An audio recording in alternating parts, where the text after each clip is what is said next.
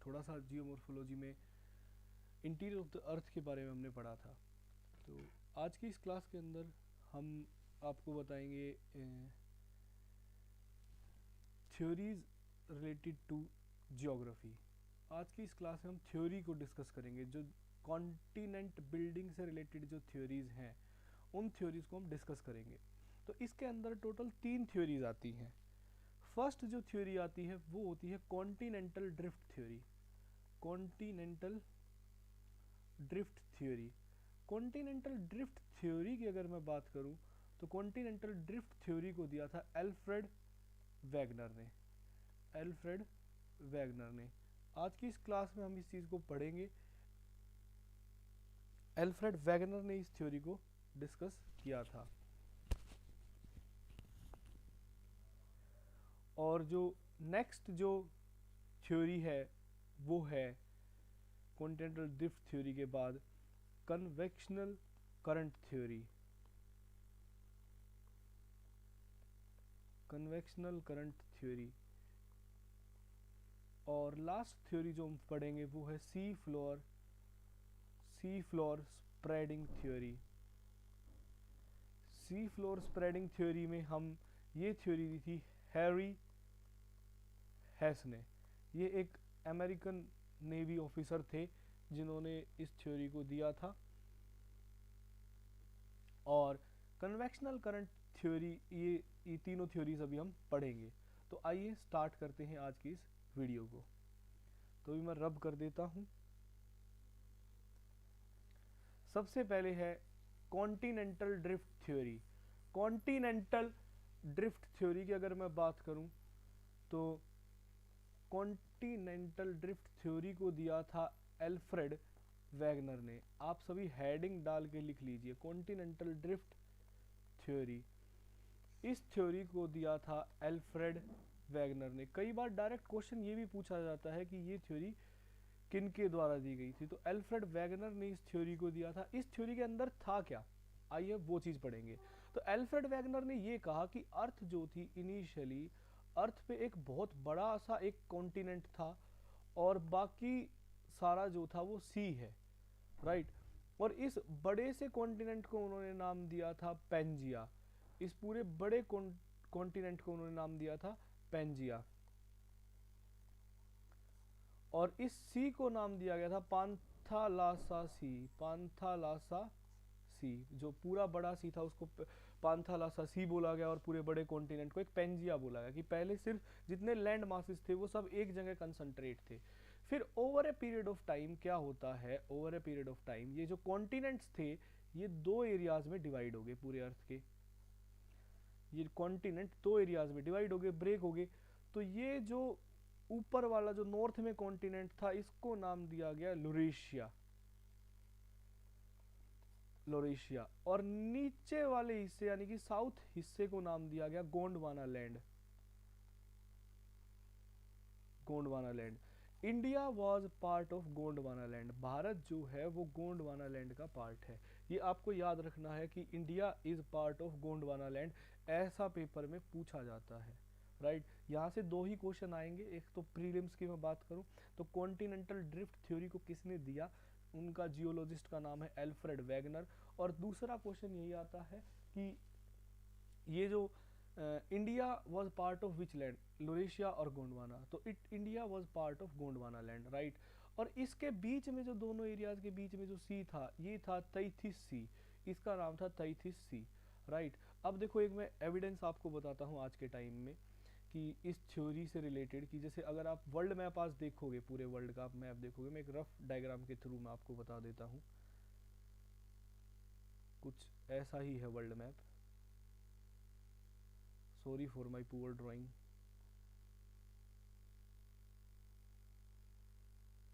Right, कुछ ऐसा ही है वर्ल्ड मैप। तो ये जो मेडिटेरियन सी वाला रीजन है ना, मेडिटेरियन सी का जो रीजन है, ये रीजन एक्सटेंडेड था पूरा इस तरफ। इंडिया कुछ नीचे पार्ट होता था और यहाँ से एक्सटेंड होके ऊपर गया है। तो इस ओशन को पूरा एक तरह से सप्रेस कर दिया लैंड ने, जब प्लेट मूव्स हुई थी, वो प्लेट टेक्टोनिक थ्योरी के अंदर हम देखेंगे। पर इसने अल्फ्रेड वैगनर ने कहा ये 33C है। इसके एविडेंस के लिए उन्होंने एक हिमालय का एग्जाम्पल दिया। हिमालय के अंदर ना एक सी बकथॉर्न नाम का प्लांट मिलता है, जो या तो हिमालयाज में मिलता है या वो प्लांट आपको क्या नाम है सी कोस्टल रीजन्स में मिलेगा। तो ये दो ही रीजन है जहाँ पे ये प्लांट मिलता है। First evidence of this theory is sea buckthorn. The next evidence which was given bye Alfred Wegener is कि चलो पहले इससे नेक्स्ट स्टेज को हम देखते हैं, फिर मैं आपको एग्जांपल बताऊंगा। अभी मैंने सी बकथॉर्न का बताया है 33C से, आप इसको याद कर सकते हैं। अभी एक बार रब करके आते हैं नेक्स्ट उस पे।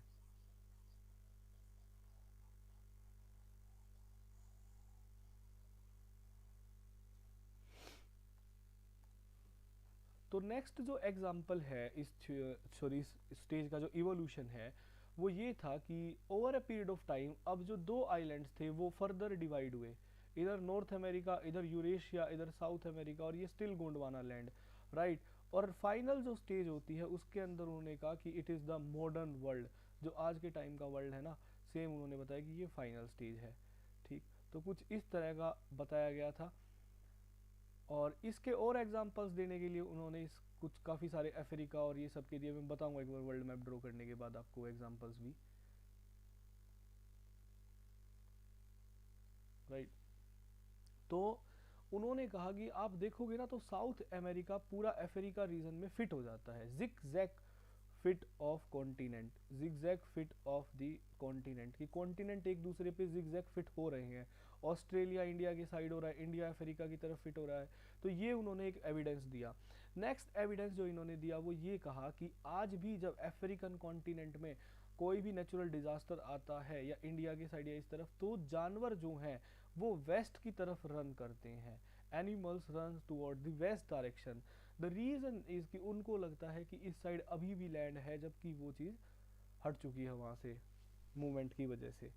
तो ये कुछ एग्जांपल्स उन्होंने दिए। मैंने आपको एक एग्जांपल इसका ये बताया कि सी बकथॉर्न प्लांट, आप इस प्लांट का नाम ज़रूर याद रखें, सी बकथॉर्न। ये हिमालयाज रीजन में मिलता है और दूसरा ये यहाँ मिलता है। अगर मैं इसको लिंक करके बताऊँ इंडिक थ्योरी से, तो आप ये देख सकते हो कि कैलाश पर्वत है, उसके ठीक सामने क्षीर सागर था। वो क्षीर सागर जिसकी बात की गई है वो और कोई नहीं, वो 33C ही था। क्षीर सागर जिसकी बात की गई है, जिसमें भगवान विष्णु रहते थे। तो इससे आप लिंक करके आप समझ सकते हैं। और दूसरा इसका एग्जाम्पल है कि हिमालयाज पे आज भी न्यूमेरस सलाइन लेक्स हैं और कुछ मरीन फॉसिल्स हमें हिमालयाज में देखने को मिले हैं। एक तो न्यूमेरस सलाइन लेक है और फॉसिल्स हमें देखने को मिले हैं हिमालय रीजन में। सलाइन लेक की मैं बात करूँ, लद्दाख के अंदर एक फेमस लेक है, 3 इडियट मूवी आप सबने देखी होगी तो आपको पता होगा, पैंगयोंग लेक। पैंगयोंग भी एक सलाइन लेक है, ठीक। पैंगयोंग लेक एक सलाइन लेक है। तो हिमालय पे numerous number of saline lakes हैं। इतना ऊपर सलाइन लेक्स का क्या एविडेंस है, इतना ऊपर वो क्यों है? तो उसका रीज़न यही है कि earlier in the starting time there was a huge sea जिसका नाम 33C था। आई होप आपको ये चीज़ क्लियर होगी। तो आप एक बार इस चीज़ को ड्रॉ करके और लिख लीजिए। किसी का कोई डाउट हो तो वो कमेंट सेक्शन में जाके पूछ सकते हैं।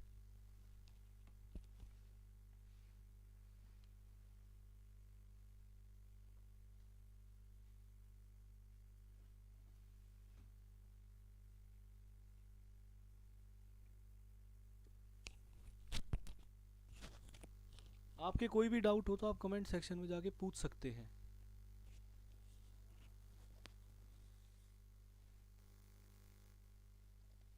तो आगे देखते हैं इस थ्योरी के बारे में थोड़े बहुत और चीज़ें, राइट। जो और पॉइंट्स इस थ्योरी के बारे में, जो अल्फ्रेड वैगनर की थ्योरी थी कॉन्टिनेंटल ड्रिफ्ट थ्योरी, इसमें मेन ये एविडेंसेस हैं जो आपको याद रखने हैं, राइट। और इसके अलावा कोई पॉइंट नहीं है जिसको मतलब बताया जा सके या कुछ ऐसा जो हमने मिस कर दिया है। तो why this theory was failed, ये थ्योरी फेल क्यों हुई, इसके पीछे क्या रीज़न था कि भाई एक तो थ्योरी बताई और ऊपर से फेल भी होगी क्योंकि जियोलॉजिस्ट ने इसको एक्सेप्ट नहीं किया। द रीज़न बीइंग कि Wegener was failed to explain कि किस फोर्स ने इन कॉन्टिनेंट्स को ब्रेक किया। He failed to explain the force, force को एक्सप्लेन नहीं कर पाया वैगनर। वैगनर ने कहा कि ग्रेविटेशनल फोर्स है, ग्रेविटेशनल फोर्स है जिसकी वजह से ये कॉन्टिनेंट ब्रेक हुए, but this was not proven, इस चीज़ को प्रूव नहीं किया गया कि ये कैसी ग्रेविटेशनल फोर्स ऐसे वर्क कर सकती है, कॉन्टिनेंट्स को फर्दर क्यों नहीं ब्रेक कर पा रही। तो इसकी वजह से ये थ्योरी जो है वो फेल हो गई थी। अब देखिए, अब आती है कन्वेक्शनल करंट थ्योरी, इसके बारे में हम आपको बताते हैं। Convectional current theory, convectional current theory में क्या था कि कन्वेक्शनल करंट जो थ्योरी है, पहले तो इसमें साइंटिस्ट का नाम आपको ज़रूर याद, जियोलॉजिस्ट का, sorry, convectional current theory, this theory was given by Arthur Holmes, और यू है ये ऑथर होल्म्स, ठीक, इन्होंने इस थ्योरी को दिया था। अब देखिए इन्होंने क्या कहा, देखो पहले एग्जाम्पल के थ्रू, मैं एक डायग्राम के थ्रू मैं आपको बताता हूँ। ये अर्थ का क्रस्ट है,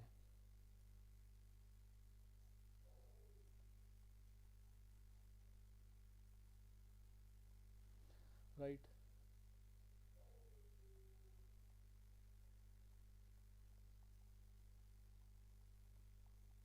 ये अर्थ क्रस्ट है, और नीचे है इसके hot magma, right, hot magma. तो कन्वेक्शनल करंट थ्योरी ये कहती थी कि convectional current rises from the heated interior of earth, convectional current जो है वो अर्थ के हीटेड इंटीरियर से राइज होते हैं due to the presence of radio active minerals, due to the presence of radio active minerals, earth के नीचे से कन्वेक्शनल करंट राइज होते हैं, यानी कि जो मैग्मा है वो राइज करता है, राइट, कुछ इस तरह से।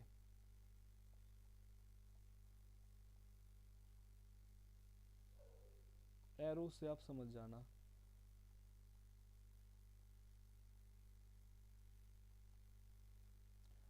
इस तरह से कुछ करंट्स होते हैं अर्थ के अंदर जो साइक्लिक या एंटी साइक्लिक होते हैं, राइट, जहाँ पे कन्वर्जन, जहाँ पे करंट डिसेंड करता है, डिसेंड करता है, तो वहाँ प्लेट की मूवमेंट कन्वर्जेंट होती है, जहाँ करंट डिसेंड करेगा वहाँ प्लेट की मूवमेंट कन्वर्जेंट होगी, कन्वर्जेंस या कन्वर्जेंट। जहाँ करंट राइज करता है, जहाँ करंट राइज करता है, राइट, फॉर एग्जांपल इस एरिया का मैं एग्जांपल लेके आपको बताता हूँ, यहाँ करंट राइज कर रहा है तो यहाँ पे प्लेट की movement divergent, plate boundary divergent बोला गया, डाइवर्जेंस, राइट, डाइवर्जेंस होगी, जहाँ पे करंट राइज करेगा तो उसको डाइवर्जेंस बोला गया है, और ये नीचे पूरा मैग्मा है, ठीक। आप लिखना चाहे तो आप लिख लीजिए इसको कॉपी के अंदर कि this theory was given by Arthur Holmes, this theory was given by Arthur Holmes, according to this theory, according to this theory, convectional current, convectional current rises from the heated interior of earth, rises from the heated interior of earth due to the presence of, due to the presence of radioactive minerals, due to the presence of radioactive minerals, the rising limbs, the rising limbs, ये है rising limbs, right, the rising limbs gives to the rising limbs gives rise to, the rising limbs gives rise to divergent, divergent motion of the plates, while the descending limbs, ये है descending limbs, while the descending limbs gives rise to the convergent motion, gives rise to the convergent motion। I hope आपकी convectional current theory अच्छे से हो गई होगी। इस theory ने पूरी फोर्स को एक्सप्लेन किया कि क्या फोर्स थी, और इस थ्योरी को दिया था हेनरी हॉम्स, ओ सॉरी ऑथर हॉम्स ने। तो ये इम्पोर्टेंट पॉइंट है एक तो, और इस थ्योरी के अंदर कन्वर्जेंट मोशन किससे हो रहा है, डाइवर्जेंट, जो मैंने आपको समझा दिया है, आपको ये चीज़ें अब क्लियर होंगी। अब देखो प्लेट अगर आसपास आ रही है तो दोनों प्लेट में कॉलिजन होगा, कॉलिजन की वजह से एक नया लैंडफॉर्म बनेगा, जिसको हम बात करेंगे नेक्स्ट क्लास के अंदर, ठीक, ठीक। और कोई डाउट इसमें आपका, किसी का डाउट हो तो वो कमेंट सेक्शन में जाके पूछ सकते हैं। तो आज की हमारी नेक्स्ट थ्योरी और इस क्लास की एकदम लास्ट टॉपिक है सी फ्लोर स्प्रेडिंग थ्योरी। इस क्लास का लास्ट टॉपिक है sea floor spreading theory. Sea floor spreading theory. Sea floor spreading theory क्या थी? देखिए, अब सी फ्लोर स्प्रेडिंग थ्योरी, पहली बात तो ये जिसने इस थ्योरी को दिया था वो एक नेवी के ऑफिसर थे, हैरी हैस। वो एक अमेरिकन नेवी के ऑफिसर थे, हैरी हैस। अब इनका क्या काम था कि इनको ना यूएसए से और ग्रेट ब्रिटेन तक, एक तरह से कह सकते हो यूरोप तक, एक लाइन को बिछाना था ओशन के नीचे, राइट।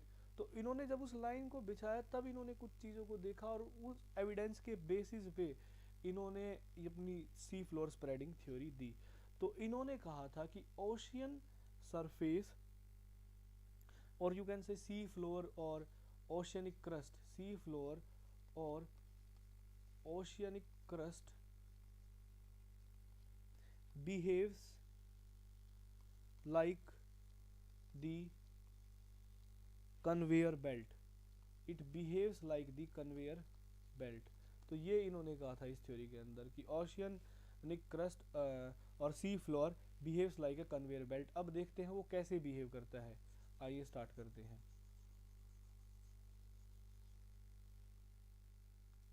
तो मैं एक डायग्राम के थ्रू ही आपको बताऊंगा। एक साइड है कॉन्टिनेंटल क्रस्ट, राइट, ये है कॉन्टिनेंटल क्रस्ट, इसके जस्ट बिलो ये है ओशियनिक क्रस्ट।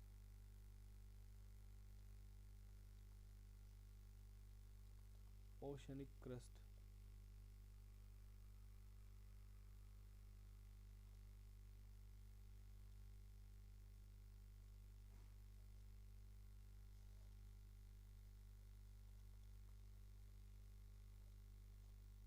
ठीक।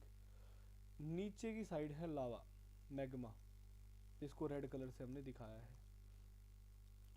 ऊपर ये है ओशियन,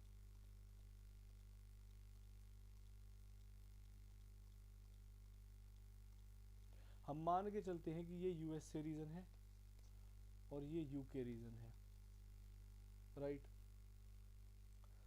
तो इस थ्योरी के अंदर क्या बताया गया कि जैसे हीटेड इंटीरियर, ठीक, जो अर्थ का हीटेड इंटीरियर था, इससे लावा स्लोली स्लोली बाहर आया, ठीक।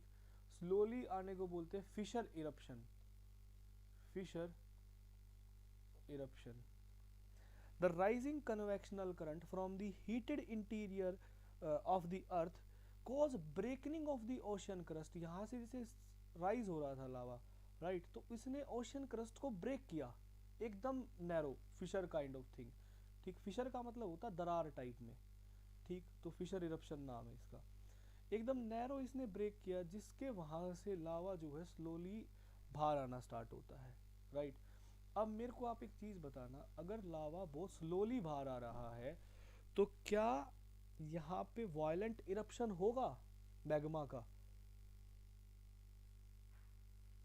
वायलेंट इरप्शन बिल्कुल भी नहीं होगा, यहाँ पे एकदम स्लोली, फिशर इरप्शन बोलते हैं इसी को, ठीक। ये ज्योग्राफिकल टर्म है, आप याद रखना। साइलेंट फिशर इरप्शन होगा एकदम से, राइट। तो होगा क्या कि over a period of time lava बाहर आएगा, और जैसे जैसे लावा बाहर आएगा तो आते ही वो ठंडा होगा, राइट, और एक्यूमुलेट होता रहेगा ऐसे। और एक टाइम ऐसा भी आएगा कि अर्थ के बाहर दिखने लग जाएगा। और जो लावा ओशियन क्रस्ट से, अर्थ के क्रस्ट से बाहर आके लैंड पे ठंडा होता है, उसको बोला जाता है बसाल्ट, उस रॉक को बोला गया है बसाल्ट। और जो अर्थ क्रस्ट के अंदर ही लावा ठंडा हो रहा है उसको बोला जाता है ग्रेनाइट। बसाल्ट और ग्रेनाइट में ये डिफरेंस है। So over a period of time कुछ ऐसा भी होगा कि नया जो लावा निकलेगा वो इस रॉक को डिस्प्लेस करके पीछे कर देगा, राइट, इस रॉक को डिस्प्लेस करके पीछे कर दिया जाएगा। ऐसे ही कुछ और रॉक्स भी होंगी जिनको ऐसे डिस्प्लेस करके पीछे कर दिया गया होगा, ठीक। जिनके कलर सेम है, these rocks are of same ages, इनकी एज सेम है। और कुछ इधर भी चले जाएंगे एकदम, कॉन्टिनेंटल मार्जिन्स बोला जाता है, मैं इनका प्रॉपर नाम मैं अभी आपको बताऊंगा, राइट। तो इन दोनों रॉक्स की एज जो है वो सेम है, और इधर ब्लैक कलर की जो है इनकी एज सेम है। सबसे ओल्डेस्ट है ग्रीन कलर, सबसे ओल्डेस्ट रॉक है ग्रीन कलर, और सबसे न्यू रॉक है, और सबसे न्यू रॉक है रेड कलर, राइट। सो जो रॉक वाटर से ऊपर हमें दिखाई दे रही है, तो कुछ पैरेलल माउंटेन रेंजेस टाइप हैं, इनको बोला गया है mid oceanic ridges, mid oceanic ridges. ये वेल डिफाइन है अटलांटिक ओशियन में, अटलांटिक ओशियन के अंदर ये वेल डिफाइन है। आइसलैंड जो है ना वो एक मिड ओशियनिक रिज का पार्ट ही है, Iceland, right, mid oceanic ridge का। और mid oceanic ridges are the world largest mountain range, NCERT में लिखा हुआ है सेकंड चैप्टर के अंदर। They are the world largest mountain range, around 70,000 kilometre, 70,000 kilometre लंबी है। तो they are the world largest mountain system और mountain ranges in the world. तो ये चीज़ याद रखना, अगर मिड ओशियनिक रिजेस आपसे पेपर में ऑप्शन में है ना, तो आंसर मिड ओशियनिक रिज होगा, अगर आपसे पूछा गया है which are the world largest mountain ranges, right. और जहां पे कॉन्टिनेंटल और ओशियनिक क्रस्ट आपस में मिल रहे हैं, इस नैरो जोन को बोला जाता है सबडक्शन जोन, सबडक्शन जोन भी बोलते हैं, या इसको बेनियोफ जोन भी बोला गया है। और अब आपके सामने एक फैमिलियर वर्ड आता है, इसी को ट्रेंचेस बोला गया है, ओशियनिक ट्रेंचेस, राइट। सबसे डीपेस्ट पार्ट ओशियन का मिड में नहीं होता, यहाँ होता है सबसे डीपेस्ट पार्ट, राइट। इन्हीं को ट्रेंचेस भी बोला गया है। ऊपर ये मिड ओशियनिक रिजेस हैं। तो थ्योरी को मैं एक्सप्लेन एक बार मैं फिर से करता हूँ, अब आपने डायग्राम के थ्रू एक बार समझ लिया है, एक बार मैं वर्ड से और समझा देता हूँ कि the rising convectional current from the heated interior cause breaking of oceanic crust forming fissures, right. जो हमने देखा कि राइजिंग कन्वेक्शनल करंट था, जिसकी वजह से ओशियनिक क्रस्ट ब्रेक होता है और फिशर फॉर्म होते हैं। The magma rises and come out through the fissures causing silent fissure eruption. यहाँ पे साइलेंट फिशर इरप्शन हो रहा है कि अर्थक्वेक वगैरह, मतलब ज़्यादा वायलेंट इरप्शन नहीं है, राइट। और this eruption give rise to the parallel mountain ranges known as mid oceanic range. इस इरप्शन से ये एक पैरेलल माउंटेन रेंज बनी है जिसका नाम है mid oceanic ranges. As the ocean floors expand, तो आप देखोगे कुछ ना ऐसे हो रहा है कि ये जो रॉक्स है ये अंदर जाएंगी, फिर इधर मैग्मा बन जाएगा बाद में, ठीक, मैग्मा से फिर राइज होगा, तो एक साइकिल सी बन गई, right. It is a kind of conveyor belt. तो इसीलिए इसने कहा था कि ocean floor is behaving like a conveyor belt, right. As the ocean floor expands and new mid oceanic ridges are formed, ठीक, जैसे ही एक्सपेंड होगा तो नई मिड ओशियनिक रिजेस बनती रहेंगी। और डाइवर्जेंट प्लेट बाउंड्री बोला गया क्योंकि दोनों प्लेट भी ऐसे हो रही है कि एक तरफ भाग रही है, दूसरी तरफ दोनों से अलग जा रही है, इसी को डाइवर्जेंट प्लेट बाउंड्री बोला गया है। जब हम प्लेट टेक्टोनिक थ्योरी पढ़ेंगे नेक्स्ट क्लास में, तो उसमें एक्सप्लेन करेंगे कि डाइवर्जेंट, कन्वर्जेंट, ये सब प्लेट बाउंड्रीज कैसे होती हैं, कैसे हिमालयाज का फॉर्मेशन होता है। अभी आप एक रफ आइडिया लेके चलो यहाँ से, right. The ocean crust destroy along the continental margin forming oceanic tranches. Ocean crust destroy हो जाता है कॉन्टिनेंटल मार्जिन्स पे, जिनका मैंने यहाँ बताया था, और इन्हीं से ट्रेंचेस फॉर्म होती हैं, right. The ocean floor is being continuously creates and destroy and behaves like a conveyor belt, right, it behaves like a conveyor belt। इसके एविडेंसेस उन्होंने दिए, एक तो मिड ओशियनिक रिज का एग्जांपल दिया, दूसरा एविडेंस इन्होंने ये दिया कि रॉक्स ऑफ सेम एजेस, दोनों ना पैरेलल रॉक्स जो है वो सेम एजेस की थी जब कार्बन डेटिंग की करके पता लगा। और कंटिन्यूअस वोल्केनिक इरप्शन है मिड ओशियनिक रिजेस पे, it is continuous volcanic eruption, तो इसका भी इन्होंने बताया कि ये भी एक पार्ट है। अब मैं कुछ प्रीलिम्स के फैक्ट आपको बता देता हूँ आज की क्लास में, जो आप अपनी कॉपी में प्लीज़ नोट डाउन कर लें। तो जो फर्स्ट फैक्ट है, एक सेकंड में रब कर देता हूँ, इसके नोट्स आपको टेलीग्राम ग्रुप पे मिल जाएंगे @reignitehcs, या वेबसाइट www.reignite20s.com पे जाके आप ये नोट्स को डाउनलोड कर सकते हैं वहाँ से, राइट। तो अभी मैं आपको प्रीलिम्स के फैक्ट कुछ बता देता हूँ। फर्स्ट फैक्ट है कि अटलांटिक ओशन में well defined mid oceanic ridges है, जो मैंने आपको बता दिया, ठीक। आइसलैंड जो है, आइसलैंड ये मिड ओशनिक रिजेस का पार्ट है, ठीक, मिड ओशियनिक रीजेस का। और आइसलैंड पे जो रॉक मिलती है वो है बसाल्ट, बसाल्टिक रॉक। ठीक, ये मिड ओशियनिक रीजेस का पार्ट है और बसाल्टिक रॉक यहाँ पे मिलती हैं। अब एक टर्म आती है पैलियो मैग्नेटिज्म। ये टर्म क्या है पैलियो मैग्नेटिज्म? देखो होता ये है कि क्रिस्टल्स जो होते हैं ना, किसी भी रॉक के अंदर जो मिनरल क्रिस्टल्स होते हैं वो उनके अंदर भी पोलर नेचर होता है, डाइपोलर होते हैं, राइट। फॉर एग्जांपल मैं क्रिस्टल का छोटा सा एग्जांपल ले रहा हूँ कि ये है, ठीक, इसका इस तरफ नॉर्थ पोल है और इस तरफ साउथ पोल है। तो इसका नॉर्थ पोल जो है वो अलाइन होगा अर्थ के साउथ पोल की तरफ, और इसका साउथ पोल अर्थ के नॉर्थ पोल की तरफ अलाइन होगा। तो ये क्रिस्टल्स बहुत सारे मिलके इन्होंने एक रॉक को फॉर्म किया, राइट। इसमें इस रॉक के अंदर बहुत सारे क्रिस्टल्स थे ऐसे ही मिनरल्स के। तो जब उनका मैग्नेटिक इंक्लिनेशन हमने देखा ना, तो मैग्नेटिक इंक्लिनेशन से एक चीज पता लगी कि इनका नॉर्थ पोल जो था वो अर्थ के नॉर्थ पोल के साइड था, राइट, और इनका साउथ पोल अर्थ के साउथ पोल के साइड था। तो इसका मतलब ऐसा तो हो नहीं सकता, ये तो इम्पॉसिबल है, नॉर्थ पोल की तरफ कैसे हो सकता है, ठीक।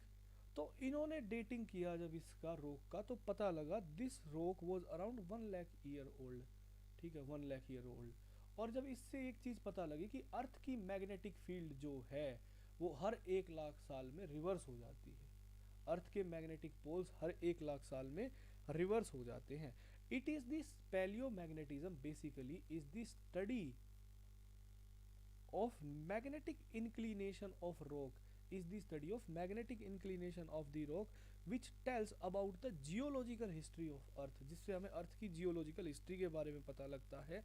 the minerals in the rocks freezes as per the prevalent magnetic field but earth magnetic field keeps on changing, the study of sea floor have shown the rocks have different magnetic inclination. जब sea floor spreading theory के time पे हमने rocks की study की तो हमें पता लगा कि अलग डिफरेंट ही मैग्नेटिक इंक्लिनेशन था रॉक्स का। आई होप आपको समझ आया होगा यहाँ तक का। अगर किसी का डाउट है तो मैं भी एक कमेंट रीड कर पा रहा हूँ। प्रवीण कुमार ने कहा है नॉट सर, तो एक बार प्लीज़ आप मुझे बताएंगे प्रवीण, दोबारा से कमेंट करिए कि आप क्या कोई आपका डाउट है तो आप पूछ सकते हैं अभी।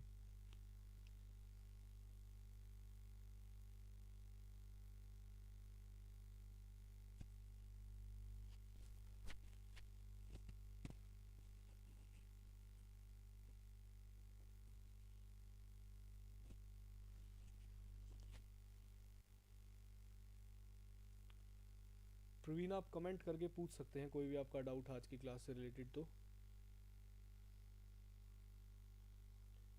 या फिर किसी की भी क्वेरी वगैरह हो तो वो डायरेक्ट हमारे टेलीग्राम हैंडल @reignite2020 मैं टाइप कर देता हूँ यहाँ पे www, तो हमारी वेबसाइट का लिंक है www.reignite20s.com, यहाँ से जाके आप नोट्स को डाउनलोड कर सकते हैं। ओके ओके, फिशर इरप्शन, ठीक है प्रवीण। और दूसरा हमारा टेलीग्राम चैनल है @reignite HCS, जहाँ से आप टेलीग्राम चैनल से भी आप नोट्स डाउनलोड कर सकते हैं, या फिर आप अगर आपकी कोई क्वेरी है reignite20 नाम से टेलीग्राम हैंडल है जिस पे जाके आप क्वेरीज पूछ सकते हैं, या आप हमें मेल भी कर सकते हैं query@reignite20s.com। आई होप आपको ये क्लास अच्छी लगी होगी, तो प्लीज़ बने रहिए हमारे साथ, आगे और भी क्लासेस होंगी। तो अगर थोड़ी बहुत क्वालिटी आपको लगी हो, साउंड का एक इशू आया है, तो नेक्स्ट क्लास से हम ट्राई करेंगे कि साउंड का इशू रिजॉल्व हो और एक बढ़िया क्लास आपको मिल पाए। So thank you very much for being with us.